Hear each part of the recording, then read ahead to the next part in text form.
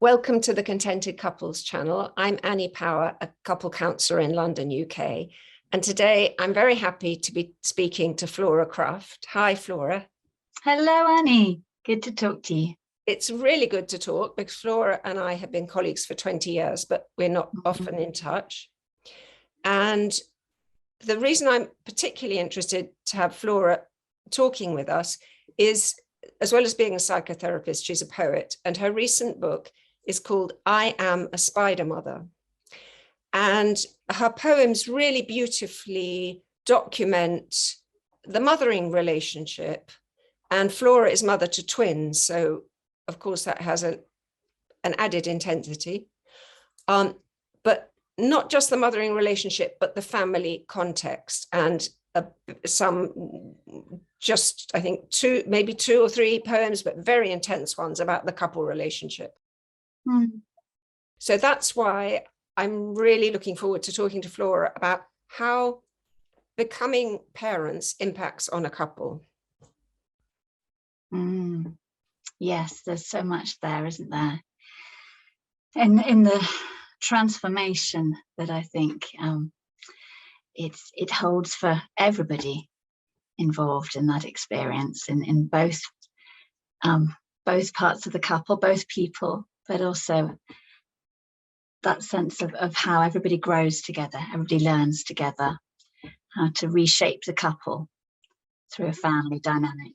Transformation is a particularly valid word there, because there's the transformation in a very creative, positive sense about the two parents growing up in their task.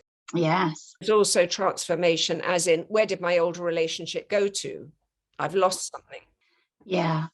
And I think, both personally and in my work, I can see when supporting women and men who are coping with the experience of parenthood through all the different stages that has, that first of all, there is the abrupt surprise, that the change of the self-transformation, that before you can reach each other as a couple again, you have to work out a bit about who are you now. And I certainly found that as a twin parent, which was in some ways, every experience of parenting a newborn is extremely intense. But when you have twins, it was remarkably intense. It was suddenly like, having to be an army general or something, having to be so incredibly organized, so efficient, and to have to cope with very, very little sleep and a very grueling life in the early months as the mother. And to some degree, I think my partner found that as the father too. But there's this sharp shock, as much as one can crave it and look forward to becoming a parent, the shock of what I think anthropologists are now calling matrescence. Have you heard of it called that? It's actually been given that name by anthropologists as a distinct transition in women's lives, which is as important and as powerful and life-changing, say, as adolescence or the menopause, because it changes everything. It changes our bodies, it changes our day-to-day lives, our activities, our status in society. It changes our relationship, absolutely, because I don't know about you, but certainly for myself and what I see with my clients is that there's a real shift in the sort of focal point, the focal attention of the couple, having been looking at each other and looking to attend each other's needs. To have a baby or two babies there suddenly in the middle means that the attention is mostly, and kind of has to be maybe at the start, on the babies. Just mulling some of your phrases, which are very powerful, this change in the focal attention that is no longer on each other. And this is some partners find so hard to cope with. That's it. And I also really like this description you give, that after the transformation, the two individuals have to find themselves again in order to then go out and re-find the other. Yes. And that's a slow process. That's a journey of potentially years, isn't it? To work out who we are now as parents, but as individuals whose lives have potentially really changed and whose values may have changed, certainly whose day-to-day activities have changed a great deal. Their sense of themselves has changed. That's it. Yeah, the sense of self has really changed. Yeah. And to work that out before we can find each other or see each other fully again. And in the couples I interviewed, they were presenting as contented, so they'd do this. But for many, there had been a stage in their parenting which had been had thrown really a lot of grit into the couple relationship. Some of it can be down to almost logistics. When you spoke about the having to become so efficient and organized, Yes. amazing logistics for twins. But of course, some of that applies even for an individual child. Oh, yes. Parents have different ideas of how to achieve that, how to get the tasks done. And that reminds me of what you've written about in your book, about how with a couple, each individual is coming with their own attachment styles, their own expectations of how things like parenting, like discipline, like childcare is given. Yes. So again, there can be some potential quite strong clashes in styles and in assumptions of how the parenting is going to be actually, given and received by the baby. Definitely. There's those values and kind of implicit rules about how you do this, which people have taken from their families. Yeah. Or sometimes they want to do it in a reaction against how their families do it, but it's going to be tied up somehow with their early experience. So there's kind of there can be differences on that about how we kind of get a child on side if they don't do their homework.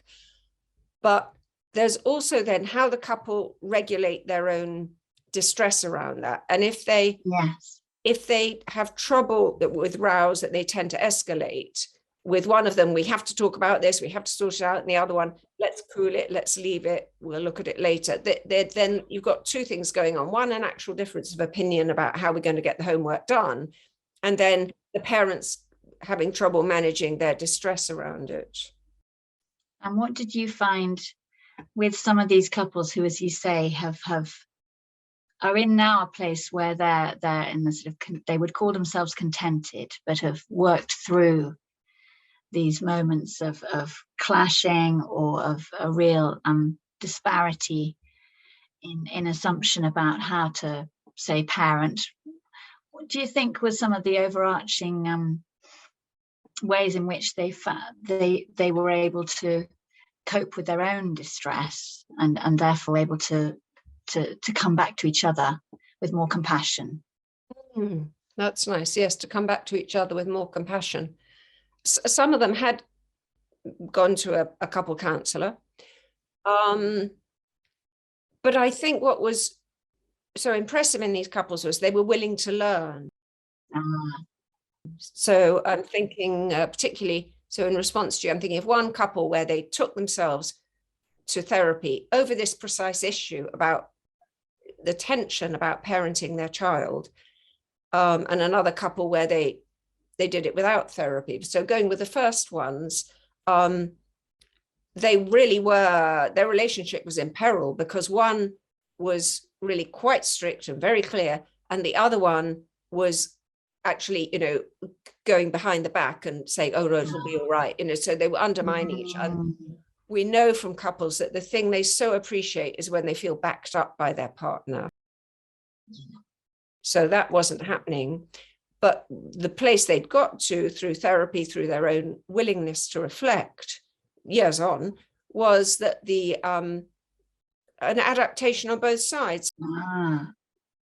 So the one was aware that he was indulgent, he couldn't hold a boundary properly, he needed to strengthen up on that. And the other was aware of being perhaps sometimes harder than was needed. So there was a lovely learning process. I'm thinking of the other couple, which was involved step parenting, which can have an added challenge. And like at several of the couples I interviewed, their child actually had either special needs or emotional problems or mental health problems. And I think, I mean, when I say several, I think there were 5 out of 22 couples I interviewed, which I think is quite a high number, but it may not be in fact. But I felt it probably wasn't a coincidence that those couples had volunteered for interviewing, because they had been through something quite momentous and had survived it. And so the other couple I'm thinking who didn't go to therapy, but the partner who was the stepmother was very really able to recount her own process in how she had felt resentful about the amount of attention that the child needed, how it took her relatively new partner away from her, and how her sadness really lay in the fact that she hadn't, in her own childhood, had someone who cared that much about her. And then the father had become very compassionate about how hard it was for his partner, the new stepmother, to get alongside quite a child who had very different interests from her. So a deepening of understanding on both sides, and but a recognition of how these things hurt and how hard they are. I hear that. And you mean that there was that need to, and that willingness, perhaps that resolve to actually grow in awareness of what Definitely. they were feeling, and then to be able to hold that awareness, have some degree of self-comfort in that awareness, and also be able to therefore reach out to the other and say, this is my vulnerable feeling, this is what I'm aware of, and to therefore open up to a kind of a holding together of the feelings, rather than what can happen, which I think is if there's not that awareness, or it's not comfortable to sit with that awareness in myself, say if I'm feeling tired and resentful of my partner because he's done less with the children today, then there's potentially, I think, for myself and a lot of people, there's that urge to compete in a way for who's had it worse, and for it to become much more of an argumentative battle, rather than seeing the other person's perspective, which can only really come, as you say, from actually being able to first of all sit with my own feelings and feel safe enough to voice them to my partner. Oh, I really am liking this, how you detail that process of the awareness, then the self-compassion for the awareness, and that enables the learning. Because of course, if we have awareness and we have a very strict super ego, and we're cruel to ourselves for being less than perfect, then we're closed down to learning. Yeah, and I don't think society helps that very much at the moment, in mothers in particular, because there is this encouragement of a perfectionist ideal of the mother who is everything to everybody and subsumes all her own needs in order to perfectly parent. It seems to be far worse than it was, say, in my mother's generation, that concept. Yeah, I mean, it's good that we have the recognition that we're all so impacted by our early years. That is good that recognition has grown. But of course, what's then happened is then we've got this massive backlash of it's all the full blame. Yes. And where that links to attachment is that where the two individuals, the two parents, have enough security in themselves and have built enough attachment security between them, then they are able to learn and explore, because this was Bowlby's central piece, really. Yes. If when our attachment needs are taken care of, our whole neurochemistry allows us to, well, it doesn't allow us, it primes us to explore the world. We want to understand things freshly, we have curiosity. But when our attachment needs are not met, then our attachment behaviors are switched on, they're rightly switched on, but that means for some people, all the doors closed, I'm on alert, nothing goes in, nothing comes out. And for other people, really defensive. And then for other people, it means I have to go to action stations and in neither of those modes, which we can very broadly call fight or flight. Yeah. In neither of those modes can we learn and be curious and develop, which is what parents need to do above all, because they're learning. They're first of all learning about a baby, then they're learning a toddler. They're all the way along. It's massive learning. And what do you think we can do as therapists to encourage those people? And there are so many of us, who have had perhaps one way or another slightly challenging childhoods themselves, or may have developed certain coping strategies, attachment styles that maybe involve defending the self or pursuing. What can we do to encourage clients to open up to perhaps building a different attachment style, a different attachment habit when it comes to relating to the couple? Yes, well, that's a wonderful, huge question. It doesn't need to be a right answer. But I think there is a key answer which relates to what we've just been saying about how the couple can become learners and support each other. Yeah. Essentially, we're aiming in therapy to create a thinking space and a bond, a connection where people feel safe enough that they don't just blame themselves. They can look and think, I did do that. That does sound like my mother. Yeah. And we can slow down the process and hear their distress, and they can hear their distress and understand where the triggers lie, so that there's more chance the next time round that they can speak kindly to themselves rather than punitively.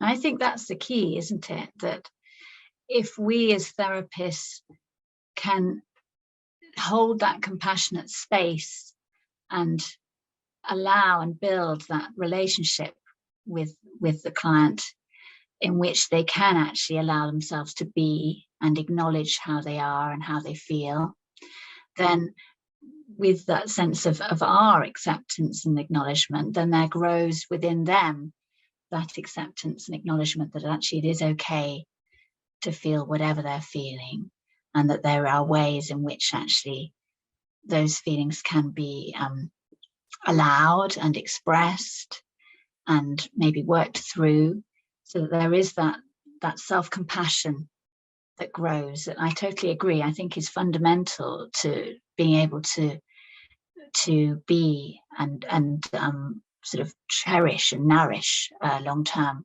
couples relationship. And I'm thinking there that when you speak about being able to be with and manage one's feelings, if we go right back to the question of the impact of the baby or babies on the couple, that tells us, I think, why it is a risk point for couples, that for some couples, actually, they don't recover from the birth of the first child because it is such a kind of threat.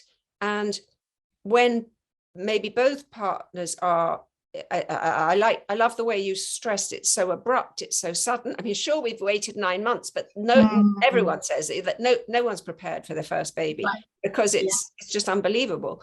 And so the experience is of shock, fear. What have I lost? Yes. Will we ever get anything back? Will I get my life back? Will I be able to be a parent? There's so much to be afraid of.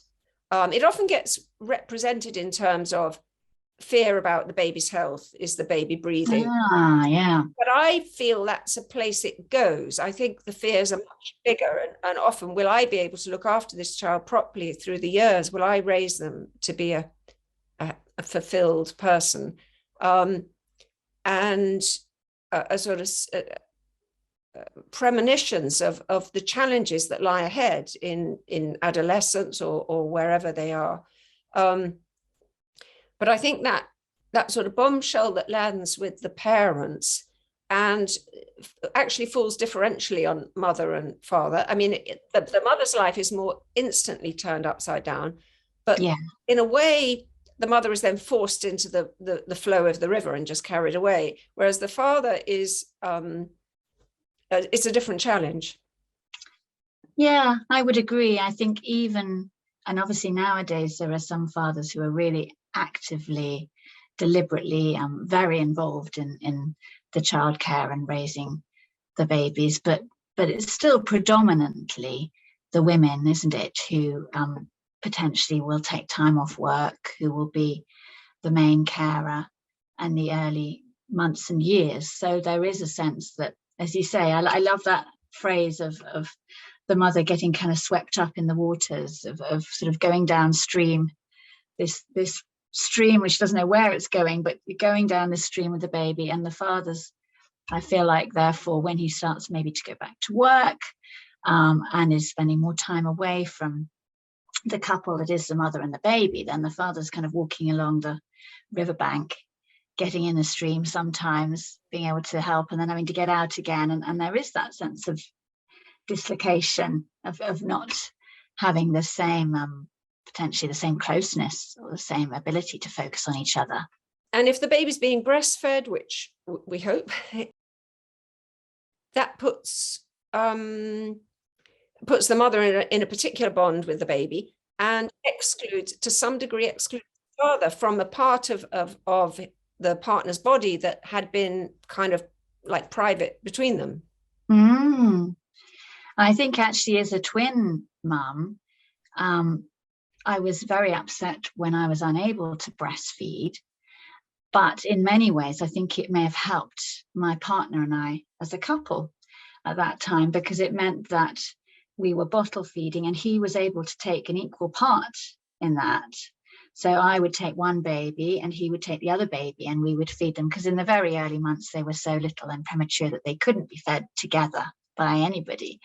And that, I think, that meant that he was forced in a way to have to take on almost an equal importance in the baby's lives as the feeder, as well as a caregiver in other ways. And that enabled us to feel like we were, thinking of what you said earlier, of the importance of being a team, you know, that sense of we are a team, we are a unit doing this together.